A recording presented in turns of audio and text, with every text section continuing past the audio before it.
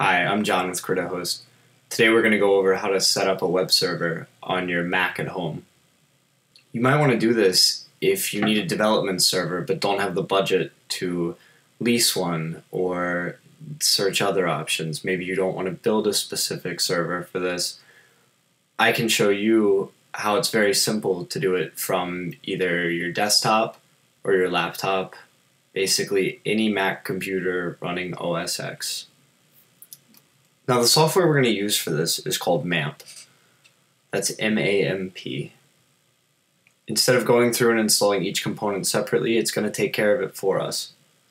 I've already downloaded MAMP because it is about 230 megabytes, but let me show you where it is. So you browse to mamp.info. Go ahead right here. You just move that over. There we go. Now, there is a version, it's called MAMP Pro. It has some great resources for power users, but quite honestly, it's not necessary. So we're going to download the regular MAMP. Now, as I've said, I've already downloaded MAMP, so we're going to go ahead and open the file. In this case, it brings up an installer. It's very simple. Hit continue. Continue again. Continue. Agree. Now you see it'll take up 870 megabytes of space. That's a fair amount, so make sure that you have that space available. So you go to Customize, you can set what to install. We're going to disable MAMP Pro because we don't need that. And then we're going to hit Install. Type your password.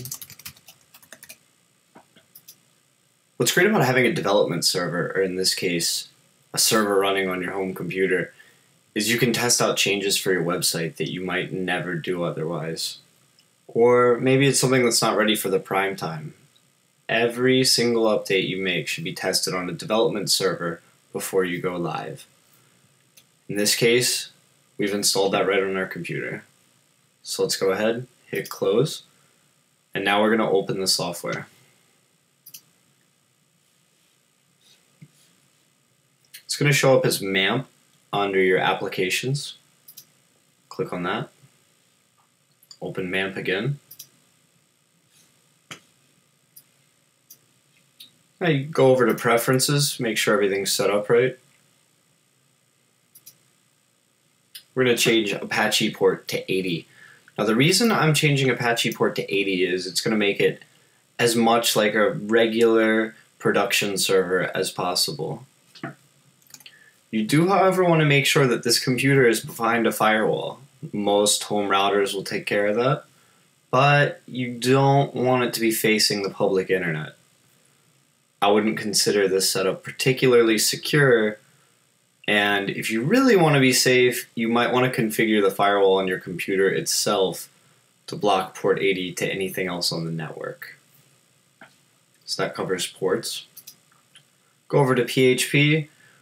We can leave it at 5.6, that's fine with the cache off. Web server, Apache, standard, it's probably what your host is running. So now we're going to go over to start servers.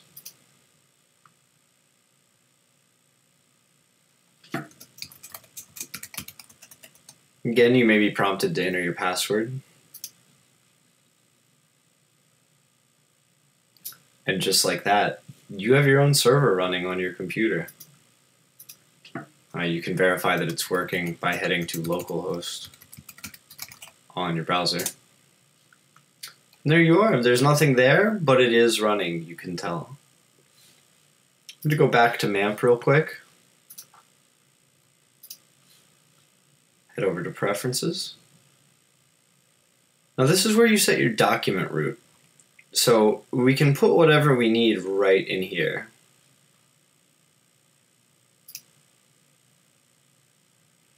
Open the Web Start page, and it'll give you all sorts of resources to use with MAMP.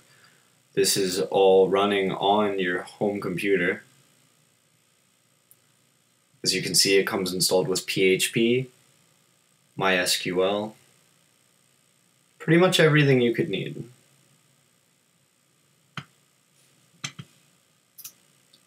My website, still blank. PHP info. It shows you everything that's running. And your configuration, of course. Now, but we're interested now in is actually going to be PHP myadmin. And the reason why we're here is because we want to do something on this local server of ours. It would be kind of pointless to just display a blank page. In this case, we're going to be installing WordPress. Why not?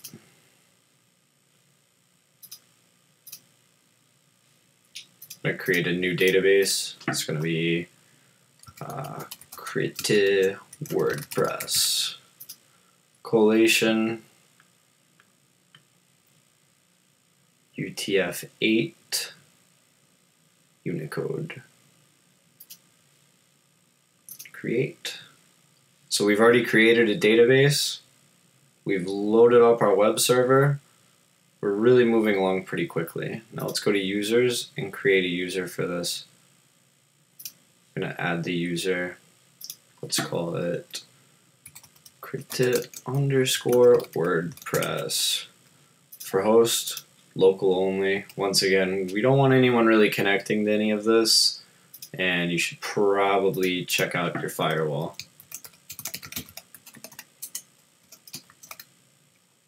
You know what, let's generate a password. There we go. So we'll use that password for our local server. Now, if you remember our mamp server, under preferences, we can see right here where it is actually running from. So we're going to go to that. Going to simply download WordPress real quick.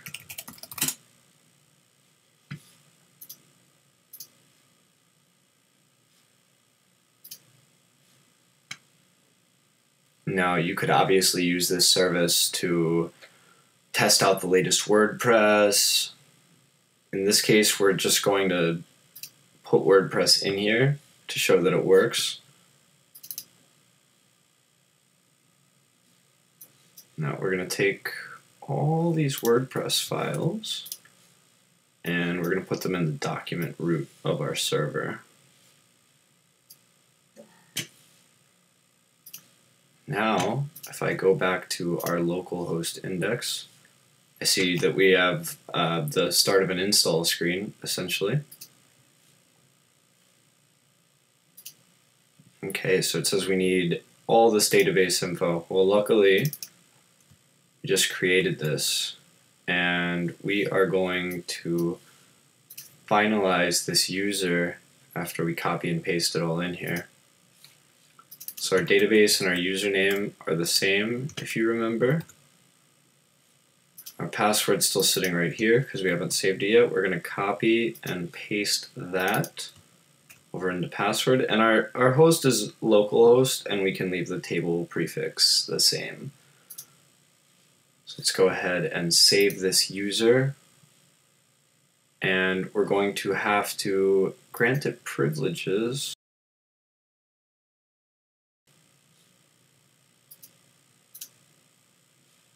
Going to give it all privileges on our WordPress database right here. Say go. Very cool. Hit submit. And run the install. Now for the site title, we're going to call it my local site. For the username, we'll put admin. Password, let's go ahead and we'll make it test password. And for email, we'll use the Crita host support email. This isn't something you would do. You would enter in your own email address. The privacy setting, once again, it's not really accessible to the outside. We'll leave it checked just because that's the default. And we'll install. Now we're going to log in.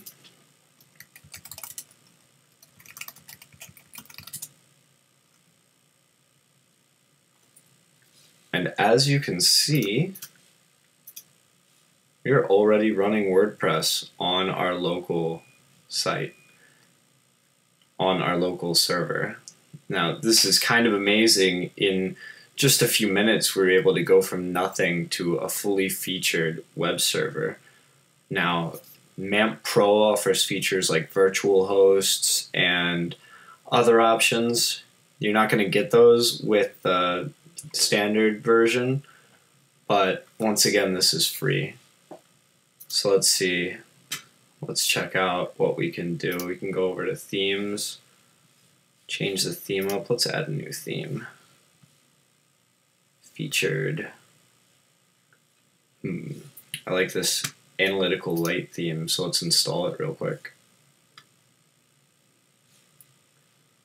You can live preview themes just like you would on a production server, but what we really want to be able to do on this local development server is be able to fully activate and test these themes. So we're going to hit save and activate.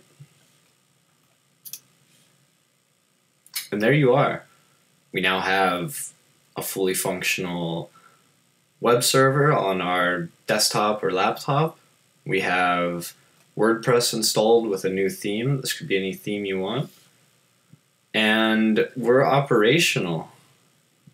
Now, should you want to edit your files or create your own version of a theme on your local computer, you can go ahead back to that htdocs folder that we were browsing, and I still have it open over here. It's right here. If you want to go ahead and check out the themes, you can go into your WP content and then themes.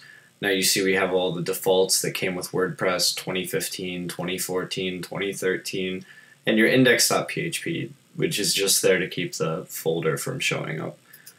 Now, the one we downloaded, Analytical Light, is saved in here as well, just like it would be on a production server.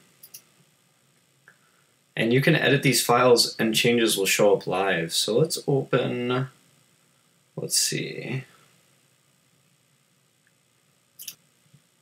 And that's it. You've installed your own web server on your home computer, and it probably took you way less time than it took me to create this video. You can go ahead and upload your own files, or of course comment if you have any questions.